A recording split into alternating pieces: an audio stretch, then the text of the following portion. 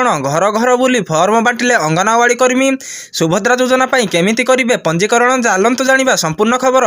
वर्तमान जहाँ सूचना मिली सेप्टेम्बर 17 तारिख पर ऑनलाइन आवेदन आरंभ होब बोली जना पड़ी। ऑनलाइन फॉर्म सबमिट हो गले आवेदनकारी मोबाइल को मेसेज आसिबो।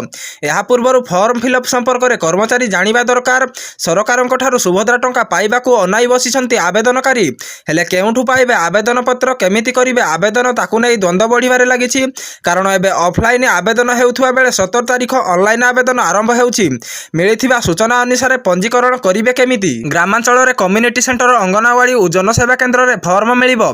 सहरांचल रे वार्ड नोडाल ऑफिसर माने फॉर्म रिसीव करिवे। फॉर्म नेबा बेले आधार कार्ड रे जन्म तारिख और मास रहिबा जरूरी। महिला माने निजे आसी फॉर्म नेबाकू पड़िबो। महिला मानक पई पुरुष माने नै पारिबे नाही। ऑनलाइन फॉर्म दाखल पई नियम रहिथिबारु एबे केवल आवेदनकारी को फॉर्म बंटन करा जाउछि। तबे सेप्टेम्बर 17 तारिख पर ऑनलाइन आवेदन आरंभ हेबो बोली जना पड़ी। ऑनलाइन फॉर्म सबमिट हो गले आवेदनकारी मोबाइल को मेसेज आसिबो। या पूर्व फॉर्म फिलअप संपर्क में कर्मचारी जानिबा दरकार। तेणु भुवनेश्वर में आज बीएमसी पक्षर प्रशिक्षण दि जाइछि। प्रशिक्षण शिविर में अंगनवाड़ी कर्मी वार्ड ऑफिसर आशाकर्मी सीएससी सदस्यों को ट्रेनिंग दि जाइछि। किपरि फॉर्म बांटिबे फिलअप करिवे फिलअप पर केमिति ऑनलाइन रे अपलोड करिवे आदि संपर्क दि जाइछि सूचना।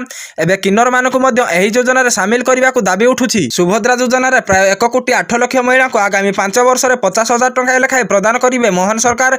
वर्ष को 2टी किस्ती 5,000 लेखाएं 10,000 टंका दिज्व। प्रधानमंत्री नरेंद्र मोदी जन्मदिवस सेप्टेम्बर 17 तारिख यह योजना शुभारंभ होब।